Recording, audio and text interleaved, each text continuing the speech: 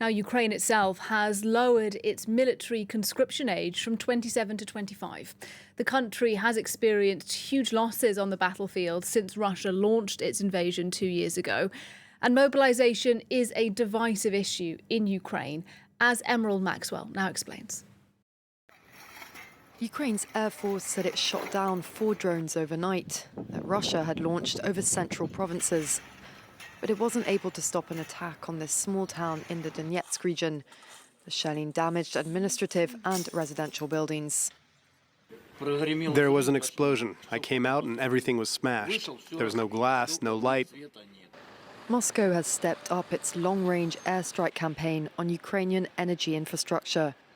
It's also increased its use of guided air-dropped bombs in frontline areas and said Tuesday it had captured 400 square kilometers of Ukrainian territory this year. The shelling is constant. The day before yesterday, enemy tanks broke through and fired at us. It was scary. It was early in the morning.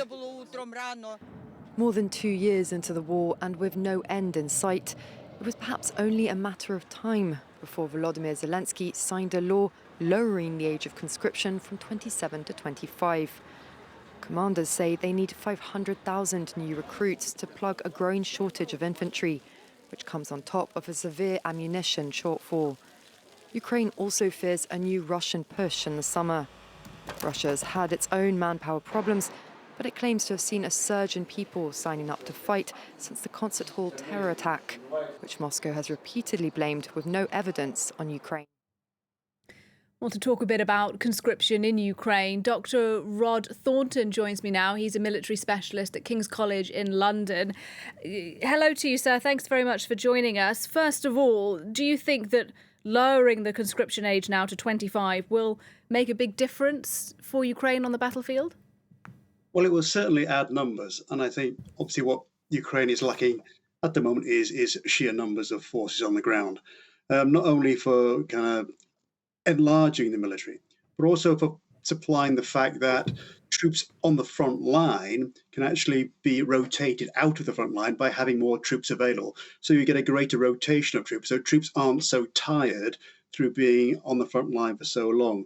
But it has struck me that it's taken a long time for the Ukrainians to lower the conscription age, because normally in most professional military organizations, young men join at 18 and serve mostly from 18 to say 23, because armies see that age group being the best fighters because they're young, enthusiastic, they haven't got family ties, they haven't got jobs back to go to. Their whole emphasis is on fighting in the military.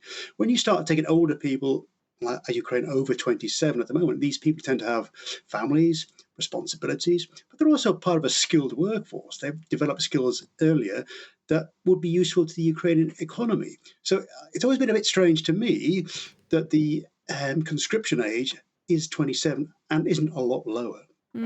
That's interesting. Another thing that's interesting about this to me is that it took President Zelensky a long time to actually put his name to this. Parliament passed it last year. Zelensky only signed it yesterday. Do you have any sense as to why it took so long to get this done?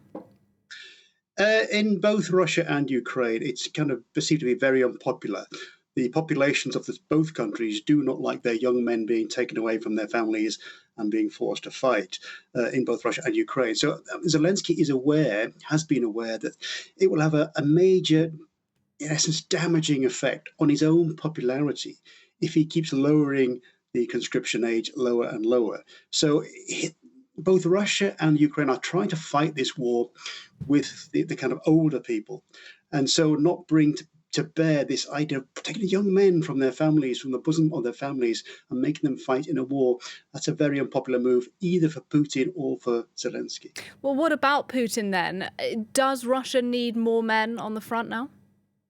Well, it will do, in the same position as Ukraine.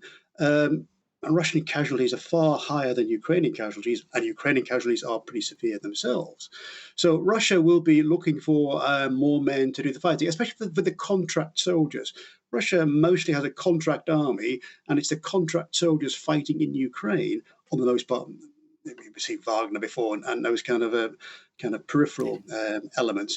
But for the bulk of the contract soldiers, they will reach the end of their contracts, and they wouldn't want to go on fighting in Ukraine if they can help it. So this idea of there has to be a fresh recruiting round within Russia to replace the contract soldiers whose terms of service will have ended either this year or next year. And just a final thought from you. I wonder if you can zoom out a little for us. We're now into the third year of this war. What would you say, big picture, is happening on the ground right now? Is Russia making enough progress? Is Ukraine, is it stalemate on the front? How do you see it? It's kind of stalemate at the moment until Russia can build up its forces, build up its strength again for maybe a push in the summer when the ground hardens, the weather gets better, it's better for tanks, armoured vehicles, the hard ground, and we can expect some sort of big Russian push in the summer. And this is what the Ukrainians are concerned about. They do want more and more weapons from the West, from NATO, to push back any expected Russian offensive. And there will be a Russian offensive of sorts in the summer. Rod Thornton, it's good to talk to you, sir. Thanks very much. Thank you.